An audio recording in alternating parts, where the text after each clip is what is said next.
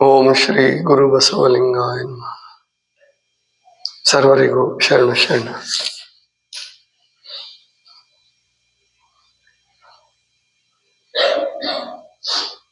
ನಿನ್ನೆ ಒಬ್ಬ ವೈದ್ಯರು ಮಾತಾಡ್ತಾ ಹೃದಯದ ನರಗಳು, ನಾಡಿಗಳು ಅಥವಾ ರಕ್ತನಾಳಗಳು, ಅದು ಇನ್ನೂ ಸರಿಯಾಗಿ ಹೇಳಬೇಕಂದ್ರೆ ರಕ್ತನಾಳಗಳು, ಇವುಗಳನ್ನ ದೇವರು ಬಹಳ ಅದ್ಭುತವಾಗಿ ಮಾಡಿದಾನೆ ಅಂತ ಹೇಳ್ತಾ ಇದ್ರು. ಸಾಮಾನ್ಯ ವೈದ್ಯರುಗಳು, ಸಾಮಾನ್ಯ ವಿಜ್ಞಾನಿಗಳು ಪರಮಾತ್ಮ ಅಥವಾ ದೇವರು ಮಾಡಿದಾನೆ ಅಂತ ಹೇಳೋದಿಲ್ಲ. ತನ್ನಿಂತಾನೇ ಆಗಿದೆ, ಶರೀರ ಜೋಡಿಸಲ್ಪಟ್ಟಿದೆ, ಹಿಂಗೆ ಹೇಳ್ತಿರ್ತಾರೆ. ಆದ್ರೆ ಇವರು ದೇವರು ಅದ್ಭುತವಾಗಿ ಮಾಡಿದಾನೆ, ನಿಜ. ಶಿಶುನಾಳ ಶರೀಫ್ರದ್ದು ಪ್ರಸಿದ್ಧವಾದ ಒಂದು ಹಾಡು ಕೇಳಿದಿರ ನೀವೆಲ್ಲ. ಗುಡಿಯ ನೋಡಿರಣ್ಣ, ದೇಹದ ಗುಡಿಯ ನೋಡಿರಣ್ಣ. ದೇವರಿಗಾಗಿ ಮನುಷ್ಯ ಗುಡಿ ಕಟ್ಟಿದರೆ ಮನುಷ್ಯನ ದೇಹವನ್ನ ದೇವರು ಕಟ್ಟಿದ್ದಾನೆ. ಅದನ್ನ ಬಹಳ ಜನ ಅರ್ಥ ಮಾಡ್ಕೊಂಡಿಲ್ಲ ಅಂತಾನೆ ಹೇಳಬೇಕು. 9 ತಿಂಗಳು ತಾಯಿಯ ಗರ್ಭದಲ್ಲಿ ಈ ದೇಹ ನಿರ್ಮಾಣ ಆಗುತ್ತಲ್ಲ, 2 ಕಣಗಳಿಂದ ಪ್ರಾರಂಭ ಆಗಿ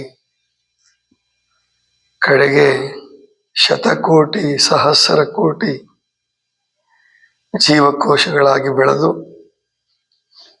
ಅಂಗಾಂಗಗಳಾಗಿ, ಇಂದ್ರಿಯಗಳಾಗಿ, ಕಡೆಗೆ ಒಂದು ಅದ್ಭುತವಾದಂತಹ ದೇಹ ನಿರ್ಮಾಣ ಆಗುತ್ತಲ್ಲ. ಮತ್ತು ಬರೀ ಅದ್ಭುತ ಅಲ್ಲ, ಇದು ಅದ್ಭುತದ ಜೊತೆಗೆ ವೈವಿಧ್ಯ, ವೈಶಿಷ್ಟ್ಯ. ಕೆಲವು ದೇಹಗಳು ದುರ್ಬಲ, ಕೆಲವು ದೇಹಗಳು ಸಬಲ, ಕೆಲವು ದೇಹಗಳು ವಿಕಲಾಂಗ, ಅಂಗವಿಕಲ, ಇನ್ನು ಕೆಲವು ಸಕಲಾಂಗ. ಮೇಲ್ನೋಟಕ್ಕೆ ನೋಡಕ್ಕೆ ಬುದ್ಧಿಯಲ್ಲಿ ವ್ಯತ್ಯಾಸ, ಚಿಂತನೆಯಲ್ಲಿ ವ್ಯತ್ಯಾಸ, ಬದುಕಿನ ಬಯಕೆಗಳಲ್ಲಿ ವ್ಯತ್ಯಾಸ. ಎಷ್ಟು ಅದ್ಭುತವಾದದ್ದು ಈ ಶರೀರ. ಇದನ್ನ ಇನ್ನು ನಾವು ಗುಡಿ ಕಟ್ಟಬೇಕಾದ್ರೆ ಎಷ್ಟೋ ವರ್ಷಗಳು ತಗೊಳ್ತೀವಿ. ಆಮೇಲೆ ಕಲ್ಲು ಮಣ್ಣು ಎಲ್ಲ ತರ್ತೀವಿ, 1000 ಜನ ಕೆಲಸಗಾರರು ಬೇಕಾಗುತ್ತೆ. ಆದ್ರೆ ಏನು ಇಲ್ಲದೆ ಇಲ್ಲಿ ಏನು ಗದ್ದಲವೇ ಇಲ್ಲ. ತಾಯಿಯ ಗರ್ಭ,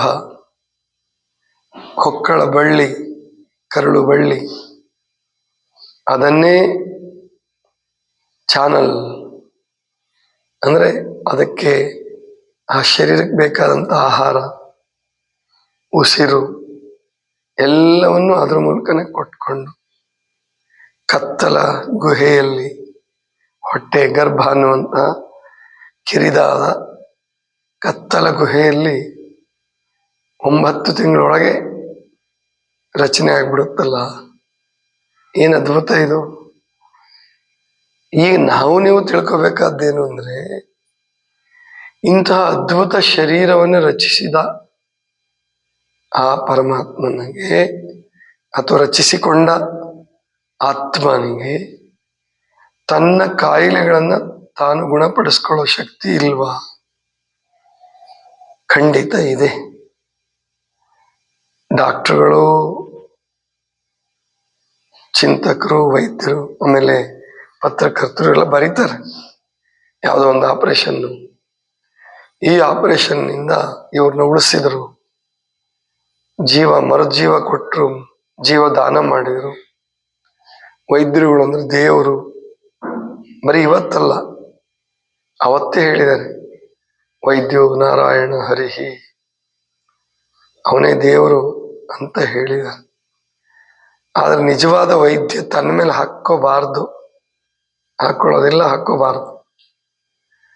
ಯಾಕೆಂದ್ರೆ ಆ ಆಪರೇಷನ್ ಮಾಡಿದ್ರಿಂದ ನಿಜವಾಗಿ ಲಾಭ ಆಯ್ತಾ ನುಕ್ಸಾನ ಆಯ್ತಾ ಅಂತ ಹೇಳೋದು ಅವತ್ತಿನ ದಿವಸ ಅಲ್ಲ, ಕಾಲಕ್ರಮೇಣ 2 ವರ್ಷ 3 ವರ್ಷ 4 ವರ್ಷ ಚೆನ್ನಾಗಿ ಬದುಕಿ ಮೊದಲಿಗಿಂತಲೂ ಜೀವನವನ್ನ ಉನ್ನತವನ್ನಾಗಿ ಮಾಡಿಕೊಂಡರೆ, ಆರೋಗ್ಯ ಚೆನ್ನಾಗಿದ್ರೆ ಮಾತ್ರ ಅದು ಆಪರೇಷನ್ ಸಕ್ಸಸ್ ಅಂತ ಹೇಳಬೇಕು. ತಾತ್ಕಾಲಿಕವಾಗಿ ಆಪರೇಷನ್ ಸಕ್ಸಸ್ ಆಗಿ ತೋರಿದ್ರು ಕೂಡ ಮೊದಲಿಗಿಂತಲೂ ನುಕ್ಸಾನ್ ಆಗ್ತಿತ್ತು ಅಂದ್ರೆ, ಹೆಚ್ಚು ತೊಂದರೆ ಆಗ್ತಿತ್ತು ಅಂತಂದ್ರೆ ಅದನ್ನ ಯಶಸ್ವಿ ಶಸ್ತ್ರಚಿಕಿತ್ಸೆ, ಸಕ್ಸಸ್ಸಿವ್ ಆಪರೇಷನ್ ಅಂತ ಹೇಳಿ ಹೇಗೆ ಕರೆಯೋದಕ್ಕೆ ಸಾಧ್ಯ ಇಲ್ಲ. ಅದಕ್ಕೆ ಸಾಮಾನ್ಯವಾಗಿ ನಮ್ಮ ಆಯುರ್ವೇದ ಪದ್ಧತಿ ಏನಿದೆ ಅದು ದೇವರ ಮೇಲೆ ಮೊದಲು ಭಾರ ಹಾಕೋದು. ಲಂಘನಂ ಪರಮೌಷಧಂ, ಲಂಘನ ಚಿಕಿತ್ಸೆಯನ್ನ ಅನುಸರಣೆ ಮಾಡೋದು, ಪಥ್ಯ ಪದ್ಧತಿಯನ್ನ ಅನುಸರಣೆ ಮಾಡೋದು, ಆಹಾರ ವಿಹಾರ ವಿಚಾರ ಚಿಂತನೆಯನ್ನು ಬದಲಾಯಿಸೋದು. ವಯಸ್ಸಾಗಿದೆಯಪ್ಪ, 60 ವರ್ಷ ಆಗಿದೆ, 70 ವರ್ಷ ಆಗಿದೆ, 80 ವರ್ಷ ಆಗಿದೆ, ಅಲ್ಲೇನೋ ಕಾಯಿಲೆ ಆಗಿದೆ, ಆಗಲೂ ಕುಯ್ದು ಹಾಕೋದಲ್ಲ. 100 ವರ್ಷ ಆಗಿದೆ, 111 ವರ್ಷ ಆಗಿದೆ, ಅವತ್ತು ತಗೊಂಡೋಗಿ ಆಪರೇಷನ್ ಮಾಡಿದ್ರೆ ಎಂಥ ವೈದ್ಯ ಪದ್ಧತಿ ಅಂತ ಹೇಳ್ಬೇಕದಕ್ಕೆ. ಅಲ್ಲಿ ವಿಚಾರವನ್ನು ಬದಲಾಯಿಸೋದು, ಸಾವನ್ನು ಒಪ್ಪಿಕೊಳ್ಳೋದು, ಸಾವನ್ನು ಒಪ್ಕೊಳ್ಳೋದು ಮತ್ತು ಆಹಾರ ಪದ್ಧತಿಯನ್ನು ಬದಲಾಯಿಸೋದು. ಊಟ ಮಾಡ್ತಾ ಇದ್ದಂತ ಶರೀರ, ಊಟದಿಂದ ಬದುಕಿಸ್ತಾ ಇದ್ದಂತ ಶರೀರವನ್ನು ಲಿಕ್ವಿಡ್ ಡಯಟ್ ಮೇಲೆ ಅದು ಹೋಗ್ತಾ ಇರಲ್ಲ, ಶರೀರಕ್ಕೆ ಒಪ್ಪಿಗೆ ಆಗ್ತಿರಲ್ಲ, ಮತ್ತು ತಿನ್ಸೋದು ಬಿಡಲ್ವಲ್ಲ, ಏನಾದರೂ ಒಂದು ಹಾಕ್ಲೇಬೇಕಾ? ಯಾಕೆ ಜಗತ್ತು ಈ ವಿಷಯದಲ್ಲಿ ಇಷ್ಟು ನಿರ್ದಯವಾಗಿ ನಡ್ಕೊಳ್ತಾ ಇದೆ? ಅಥವಾ ಈ ನಿರ್ದಯತೆಯನ್ನೇ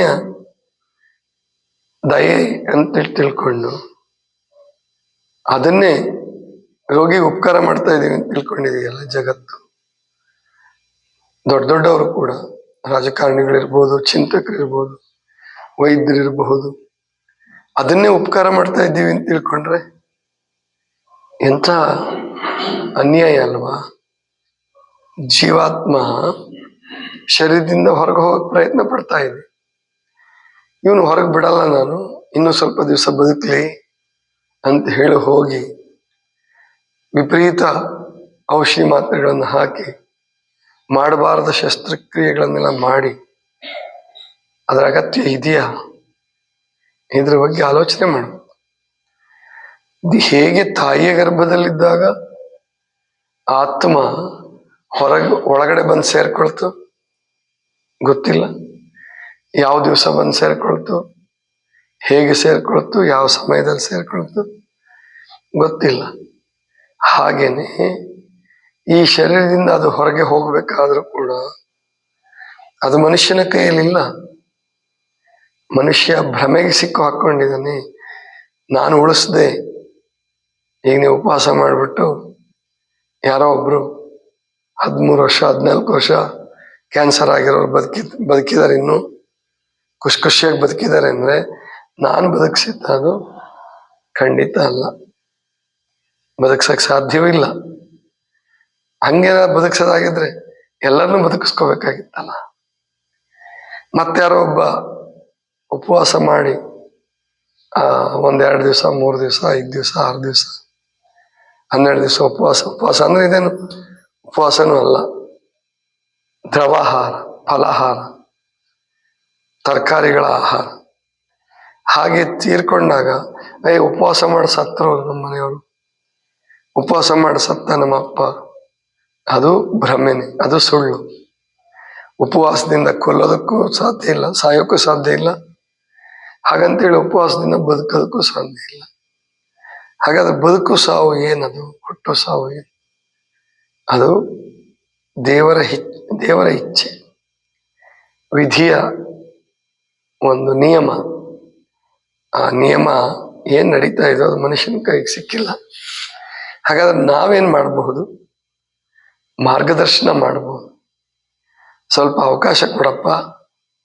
ಈಗ ಹೇಳಿದ್ರು ಹೊಟ್ಟೆ ಗುಡುಗುಡು ಅಂತ ಇದೆ, ಮೋಷನ್ ಆಗ್ತಾ ಇದೆ, ಅಲ್ಲಿದ್ದಿದ್ರೆ ಯಾವುದೋ ಒಂದು ಮಾತ್ರೆ ನಂಬಿಟ್ಟು ಮೋಷನ್ ಆಗೋದು ನಿಲ್ಲಿಸ್ಬಿಡ್ತಾ ಇದ್ರಿ, ಕೊಳೆ ಅಲ್ಲೇ ಉಳ್ಕೊಳ್ತಾ ಇತ್ತು.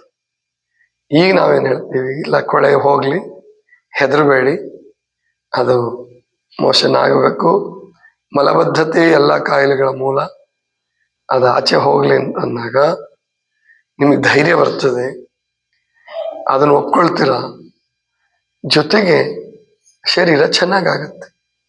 ಇದೆ, ಶರೀರ ಚೆನ್ನಾಗಾಗತ್ತೆ, ಆವಾಗ ಅದು ಅತ್ಯಂತ ಸಂತೋಷಮಯವಾಗತ್ತೆ. ಶರೀರ ತಾನೇ ಹುಷಾರು ಮಾಡ್ಕೊಳ್ಳುತ್ತೆ. ಅದೇ ನಾನು ಹೇಳೋದಕ್ಕೆ ಹೊರಟಿರೋ ಮುಖ್ಯ ತತ್ವ ಏನಪ್ಪಾ ಅಂದ್ರೆ, ತಾಯಿಯ ಗರ್ಭದಲ್ಲಿ 9 ತಿಂಗಳು ತಯಾರಾಗಿ ಜಡವಾದ ಅಥವಾ ಜೀವವಿಲ್ಲದ ಅಂತ ತಿಳ್ಕೊಂಡಿದ್ರೆ ತಪ್ಪು.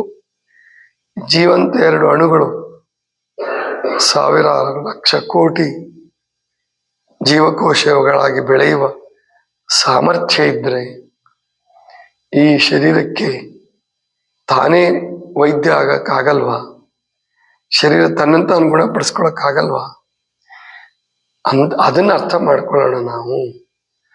ಆ ಅಭಿಧಮನಿಗಳು ಅಪಧಮನಿಗಳನ್ನು ಜೋಡಿಸಿಕೊಂಡಿರುವ ಶರೀರಕ್ಕೆ ನಮ್ಮ ಶರೀರವನ್ನು ಚೆನ್ನಾಗಿ ಬದುಕಿಸುವ ಸಾಮರ್ಥ್ಯ ಇಲ್ವಾ? ಅದಕ್ಕೆ ಔಷಧಿ ಬೇಕಾ? ನಮ್ಮ ತಪ್ಪುಗಳನ್ನ ತಿದ್ದುಕೊಳ್ಬೇಕಿಷ್ಟೆ. ಆಹಾರದ ವಿಷಯದಲ್ಲಿ, ನಿದ್ರೆಯ ವಿಷಯದಲ್ಲಿ, ಕಾಮಕ್ರೋಧಗಳ ವಿಷಯದಲ್ಲಿ ಏನ್ ತಪ್ಪುಗಳನ್ನು ಮಾಡಿ ಆರೋಗ್ಯ ಕೆಡಿಸ್ಕೊಳ್ತಾ ಇದ್ದೀವೋ ಅದನ್ನು ಸರಿಪಡಿಸ್ಕೊಂಡ್ರೆ ಸಾಕು, ನಿಮ್ಗೆ ಆರೋಗ್ಯ ಪ್ರಾಪ್ತಿ ಆಗುತ್ತೆ. ಇಷ್ಟೇ, ಇದು ಇವತ್ತಿನ ಚಿಂತನ. ಸರ್ವರಿಗೂ ಶರಣ.